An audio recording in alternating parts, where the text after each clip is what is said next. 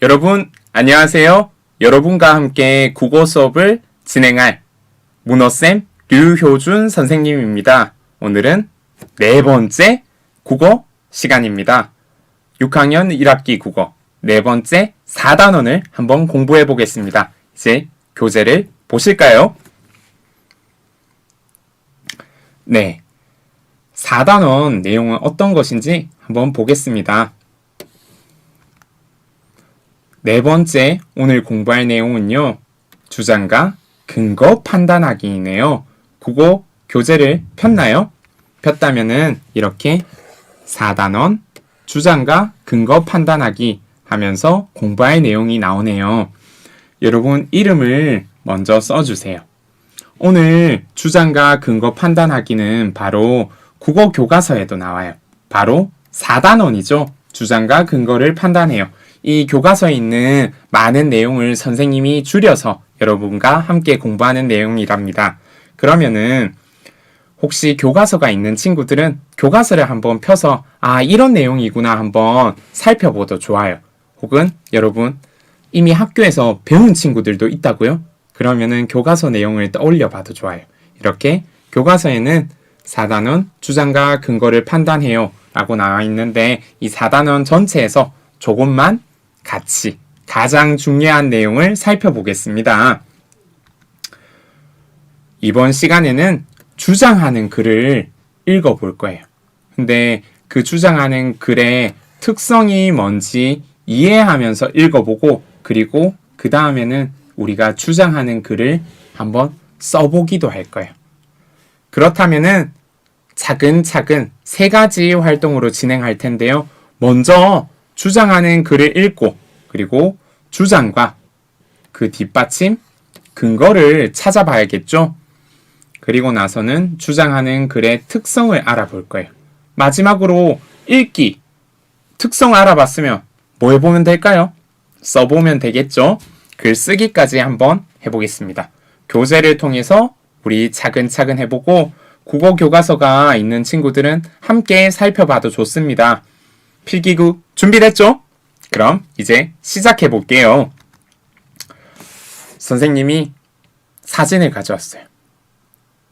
이곳은 어디인가요? 맞아요. 이곳은 바로 동물원이에요. 동물원 가본 적 있나요, 여러분? 많은 친구들이 가본 것 같네요. 가서 이렇게 호랑이도 본 적이 있을 것 같고 여기 있는 원숭이도 본 적이 있는 것 같아요. 혹은 다른 기린, 코끼리와 같은 수많은 동물들이 모여있는 곳이 동물원인데요. 여러분, 동물원은 필요한가요? 여러분은 동물원이 필요하다고 생각하나요? 아니면 필요하지 않다고 생각하나요? 어떤 친구들은 말해요. 동물원은 있어야 해. 동물원은 필요해 하면서 나는 동물원에 찬성이야. 아니야, 난 동물원 있는 거는 반대야. 왜냐하면 동물들이 동물원에서는 자유롭지 못해. 학대를 당하고 사람들에게 구경거리가 돼서 편안하게 살지 못해. 그렇기 때문에 동물원은 없애야 해 하면서 또 생각하는 친구들도 있을 거예요. 여러분은 동물원은 필요한지 찬성인가요? 반대인가요? 찬성? 반대? 여러분 입장은 어떤 건지 궁금하네요. 스스로 한번 나는 찬성인지 반대인지 써보세요. 이렇게 한 가지 주제에도 같은 상황에도 우리는 다양한 주장이 있을 수 있어요. 그리고 주장이 달라도 뒷받침하는 근거가 타당하다면 내 생각과 다른 주장이라도 어떻게 해야 되죠? 존중해야 돼요. 우리 서로 생각이 다를 수 있어요. 입장도 달라요. 그렇기 때문에 주장이 다를 수 있어요.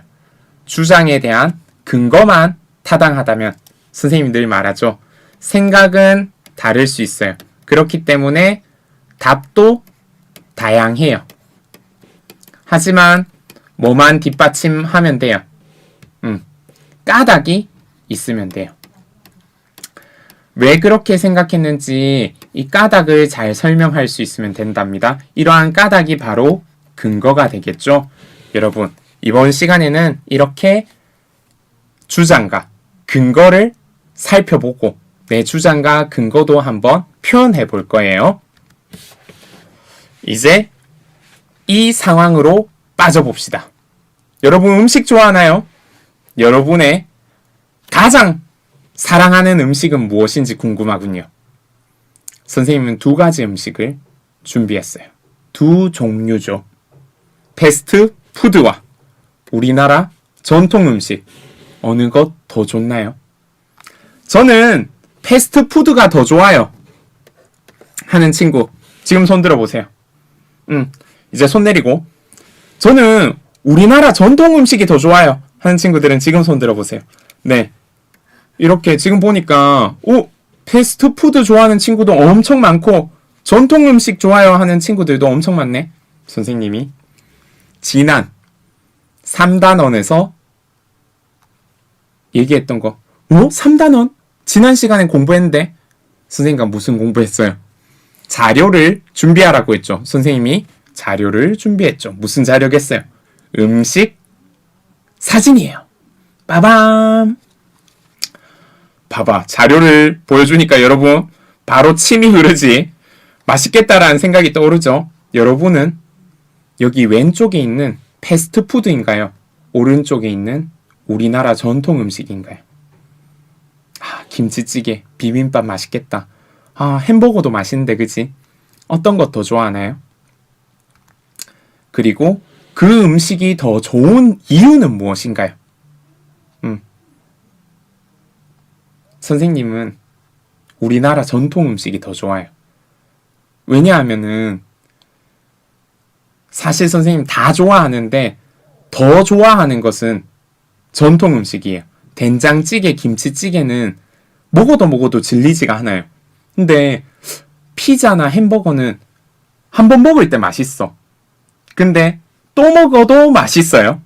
근데 하루에 3번 피자 먹으면은 질릴 것 같아요. 약간 속이 니글니글하고 메스껍고 어쩌면은 속이 안 좋아서 토를 할 수도 있을 것 같아요. 그 대신 김치찌개나 된장찌개는 계속 먹어도 안 질려요. 그리고 패스트푸드는 많이 먹으니까 살이 찌더라고요. 선생님 살이 좀 찐 이유가 패스트푸드를 예전에 많이 먹었어요.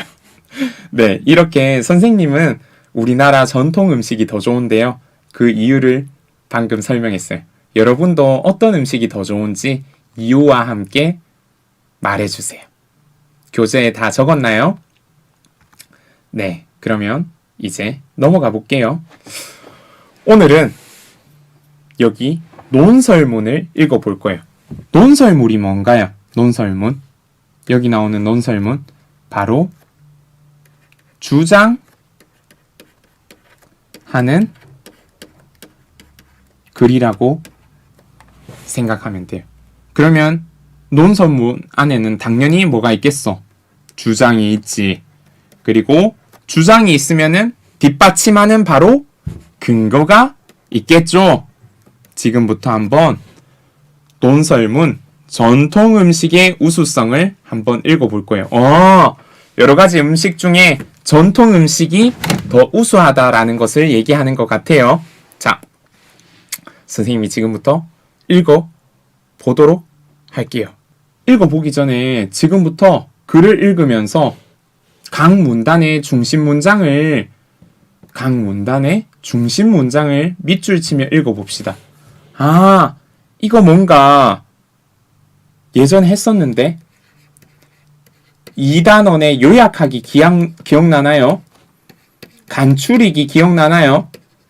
우리 앞에서 배운 내용이 계속 써먹히죠?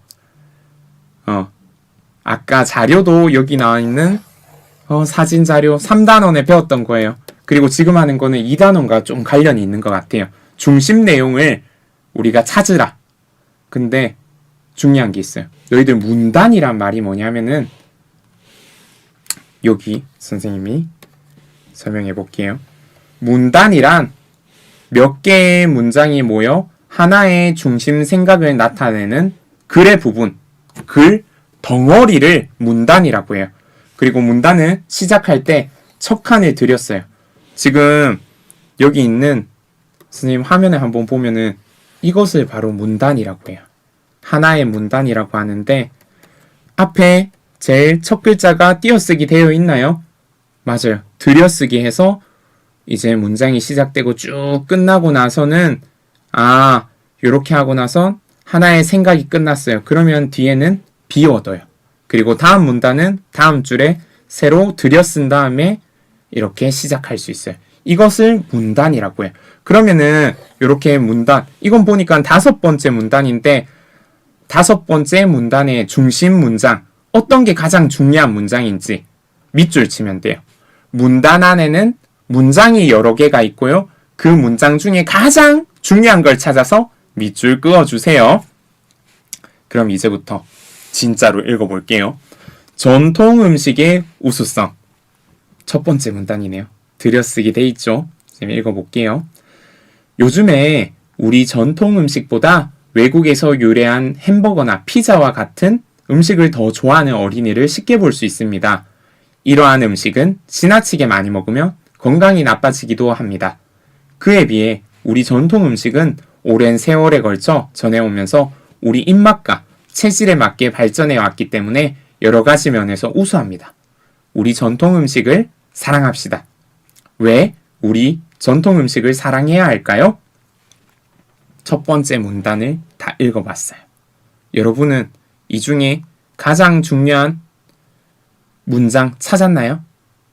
선생님은 이 문장 제일 중요하다고 생각해요. 우리 전통 음식을 사랑합시다 하는 것이 가장 중요하다고 생각해요. 1문단에서 요 말을 하기 위해서 다른 이야기를 했던 것 같아요.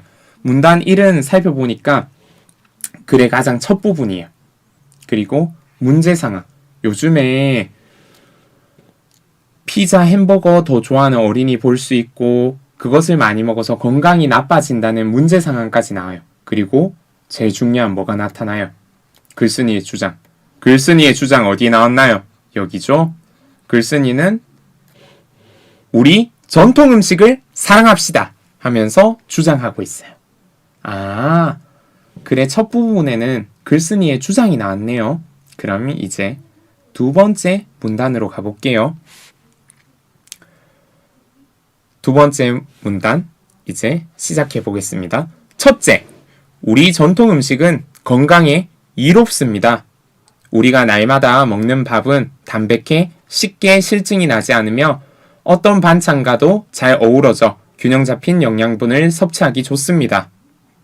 또 된장, 간장, 고추장과 같은 발효식품에는 무기질과 비타민이 풍부하게 들어있어 몸을 건강하게 해줍니다. 특히 청국장은 항암 효과는 물론 해독 작용까지 뛰어나다고 합니다.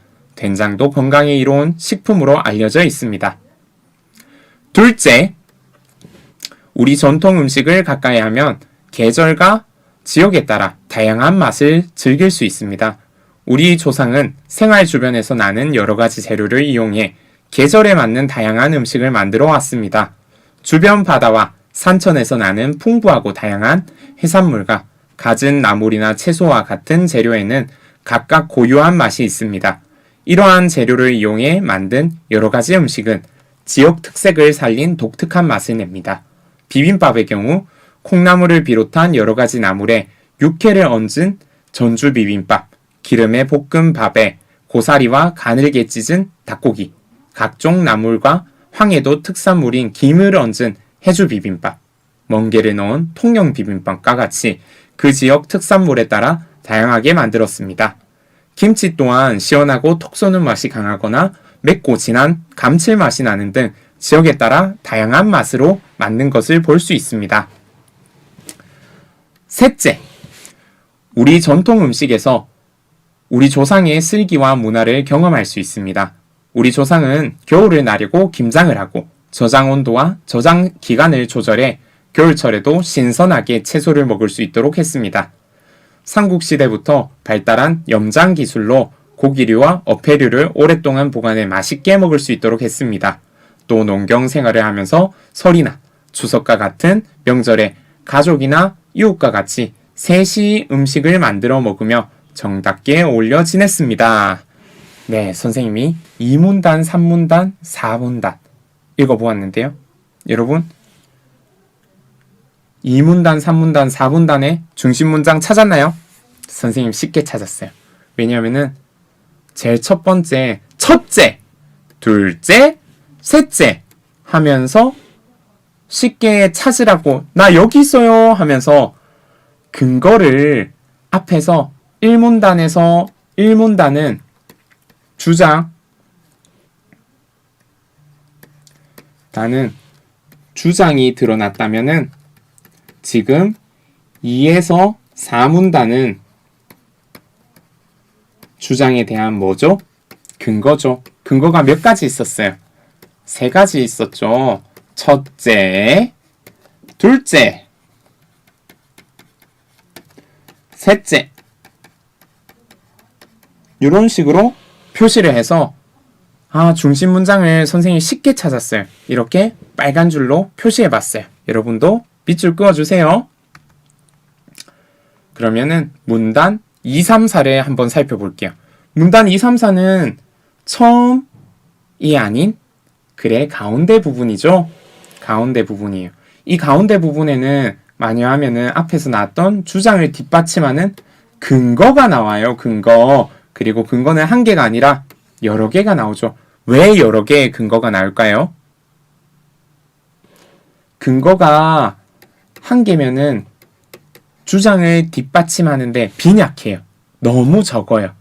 만약에 그 근거를 반박하면은 너 근거 한 개밖에 없네. 그 근거 근데 이렇게 반박할 수 있어 하면서 반박당하면은 내 주장이 어때요? 신뢰성을 잃어요. 내 주장은 이런 이유로 상대방의 주장을 들어줘야겠다 하는데 근거가 적으니까 저 주장은 그냥 근거 없는 주장이구나 이렇게 생각할 수 있어요. 그렇기 때문에 근거는 한 개가 아닌 2개 혹은 3개, 4개의 다양한 근거를 제시하면 반박하기가 어려워요. 그래서 근거가 많을수록 나의 주장은 어떻게 되겠죠? 타당하고 신뢰성이 높아질 거예요. 너 주장 이렇게 근거가 많으니까 믿어도 되겠네? 알았어, 네 주장이 맞아 하면서 이런 말을 들을 수도 있어요. 자, 그러면은 이제 논설문의 특성을 생각하며 마지막 5문단에 한번 읽어볼게요. 들여쓰기가 되어 있네요. 5문단. 우리나라 전통 음식은 세계의 여러 나라 사람에게 주목받고 있습니다. 우리 조상의 넉넉한 마음과 삶에서 배워나온 지혜가 담긴 우리 전통 음식은 그 맛과 멋과 영양의 삼박자를 모두 갖추고 있습니다. 우리는 우리 전통 음식의 과학성과 우수성을 알고 우리 전통 음식에 관심을 가지고 우리 전통 음식을 사랑해야 하겠습니다. 하면서 글이 끝나요. 어떤 문장이 가장 중요해? 선생님은 여기가 가장 중요하다고 생각해요. 우리 전통 음식을 사랑해야 하겠습니다. 하면서 글을 마치고 있네요. 하고 싶은 말을 마지막까지 했네요. 이렇게 마지막 문단인 문단 5문단은요. 글의 마지막이에요. 그리고 앞에서 나온 글 내용을 요약하고 있어요. 그리고 다시 한번 첫 번째 문단에서 나왔던 뭐를? 주장. 우리 전통 음식 사랑하자 하는 것을 강조하고 있어요. 요약하고 다시 주장을 강조하는 것이 바로 마지막 문단이에요. 이렇게 논설문이 이루어지네요. 다시 한번 정리해 볼까요? 논설문은 우선 주장이 나오고 나서 그리고 근거가 나와요. 근거는 근데 몇 개? 여러 개. 여러 개가 나오고 마지막에는 다시 한번 뭐가 나온다고요? 주장이 나와요. 근데 이 주장을 할 때 앞에서 나왔던 이야기를 요약해서 설명하고 나서 또 주장한다는 거 기억해 주세요. 네, 이제 우리 한번 문제를 풀어볼까요? 전통 음식의 우수성을 다시 읽고 논설문의 특성을 알아봅시다. 지금부터 글의 짜임을 생각하며 각 문단의 중심 문장을 찾아 써보세요. 하는데 1번 우리 중심 문장 다 찾았잖아요. 아까 밑줄 그은 것을 여기다가 옮겨 적으면 돼요. 아까 각 문단에서 밑줄 친 중심 문장을 찾아서 옮겨 적어보세요. 다 옮겨 적었나요? 선생님도 짜잔 하면서 문단 1번부터 문단 5번까지 5개의 중심 문장을 이렇게 옮겨 적었어요. 이렇게 옮겨 적었어요. 근데 이제부터 한 가지 더 알아야 돼요. 문단 1번과 같이 글이 시작되고 주장이 나오는 것을 뭐라고 한다? 서론이라고 해요. 그리고 문단 2, 3, 4는 주장에 대한 뭐가 나왔었죠? 맞아요. 근거가 나왔어요. 근거가 나오는 2번, 3번, 4번을 같이 묶어서 본론이라고 해요. 논설문의 본론은 바로 근거가 드러나요. 마지막! 다시 한번 주장이 나오는 것을 뭐라고 한다고? 결론이라고 해요.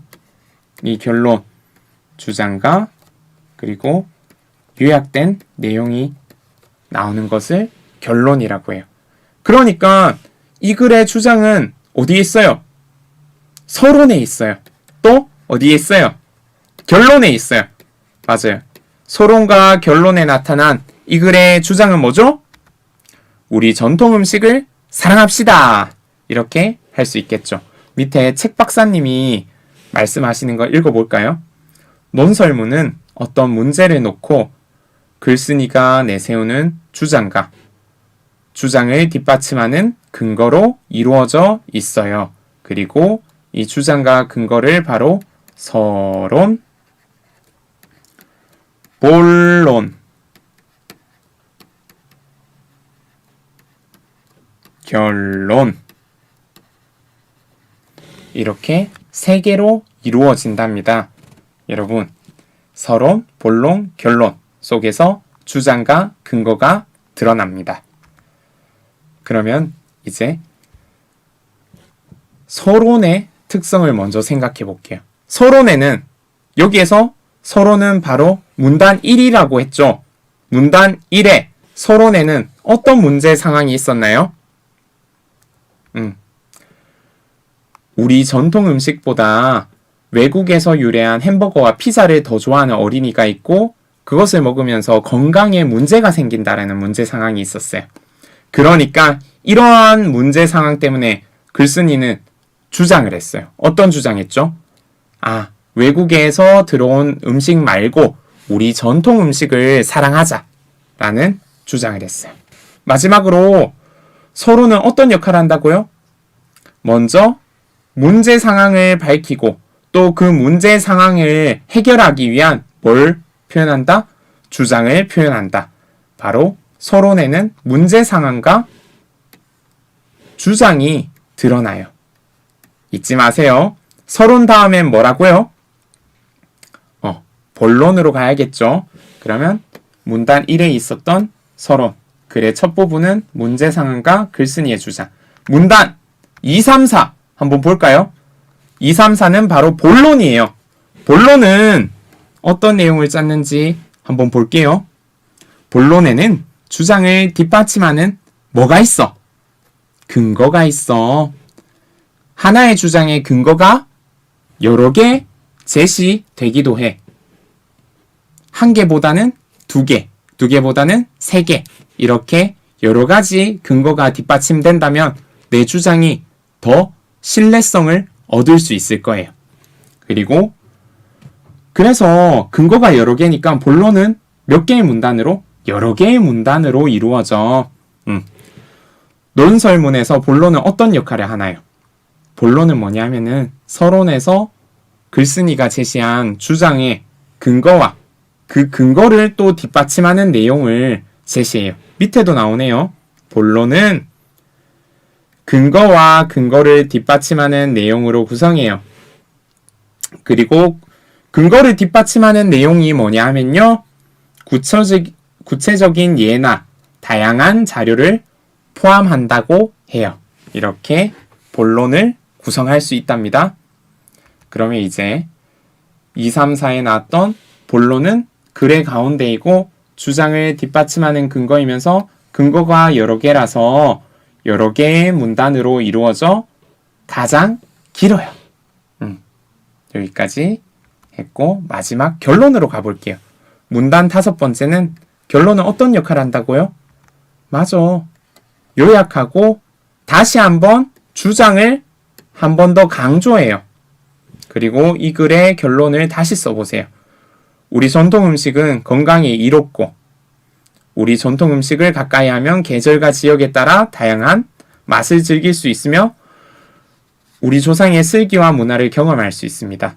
그렇기 때문에 가장 중요한 말, 우리 모두 우리 전통 음식에 관심과 애정을 가지도록 노력합시다. 결론에서는 요약하기도 하고 다시 한번 주장을 강조하기도 해요. 이렇게 우리 문단 5번에 나오는 결론의 끝부분에 요약도 하고 주장을 다시 강조도 했어요. 이렇게 논설문을 살펴봤어요. 그렇다면 이제 우리가 읽어본 논설문 내용을 바탕으로 특성을 정리해 볼게요. 논설문은 주장과 이를 뒷받침하는 근거로 이루어져 있다. 두 번째, 논설문은 서론, 본론, 결론으로 짜여 있다. 세 번째, 서론에서는 글을 쓴 문제 상황이 드러나고 그리고 주장이 드러난다. 본론에서는 근거를 제시한다. 결론에서는 요약도 하고 주장을 다시 한번 어떻게 한다고? 강조한다고 했었죠. 이렇게 논설문을 정리했네요. 우리 이제 마지막으로는 논설문을 읽는 게 아니라 여러분 간단하게 내 주장을 밝혀볼 거예요. 여러분 학교에서 어떻게 앉고 있어요? 여러분이 앉은 자리가 마음에 드나요? 마음에 안 드는 친구가 많다고요? 왜 마음에 안 들어요? 바꾸고 싶어요? 그러면은 선생님 반 친구들도 말해요. 선생님 자리 바꿔주세요. 우리 앉는 자리 이렇게 하지 말고 다르게 바꿔요. 어떻게 바꾸면 좋을까? 물어보면 사람들마다 생각이 달라요. 여러분, 학교에서 앉는 자리를 어떻게 정하고 바꾸면 좋을지 여러분 스스로 한번 주장해 보세요. 주장하려면 지금 어떤 문제가 있는지 먼저 적어주고 그것을 해결하기 위한 주장을 써주면은 훨씬 더 이해하고 신뢰하기 좋겠죠? 그리고 주장이 나왔으니까 뒷받침 근거. 근거는 한 개보다는 2개나 3개를 써주면 더 좋아요. 그리고 결론에 들어갈 요약과 문장. 이렇게 여러분 한번 3가지를 서론, 본론, 결론에 한 문단씩 써보세요. 선생님이 한 줄이라는 표현은 잘못했네요. 한 문단씩 써보세요. 교재에 한번 여러분들이 우리 학교에서 앉는 자리를 어떻게 정하면 좋을지 주장하는 글을 근거를 들어서 한번 논설문을 써보세요. 네. 다 썼나요? 혹시 덜 썼다면은 강의를 다 듣고 마치고 나서 정리해줘도 좋아요. 오늘은 바로 주장하는 글의 특성을 이해하면서 읽어보고 또 쓰기도 했어요. 이렇게 활동을 3가지 했어요. 주장과 근거를 찾아보고 주장하는 글에는 서론, 본론, 결론으로 이루어지는구나. 서론, 본론, 결론에는 어떤 내용이 들어가는지도 우리 살펴봤어요. 그래서 이걸 통해서 우리 주장하는 글 서론, 본론, 결론으로 써보자 까지 방금 해봤죠? 네. 그러면은 마지막으로 배움 정리를 할게요. 논설문은 주장과 뒷받침 근거로 이루어져 있고 서론, 본론, 결론으로 짜여 있다. 이미 다 알아요. 그리고 이렇게 특성을 생각하면서 글을 읽을 때는 서론에는 문제 상황과 주장이 있어요. 본론에는 뭐가 있다고요? 여러 가지 다양한 근거가 있고 결론에는 앞에 내용을 요약하고 주장을 다시 한번 강조한답니다.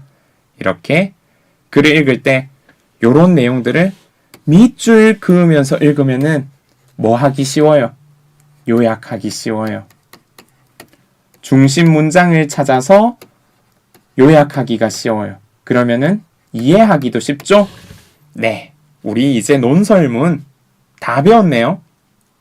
그러면 오늘 국어 공부는 여기서 마치도록 할게요. 여러분 수고했습니다. 우리 다음 5번째 수업 시간 때 만나요. 여러분 안녕!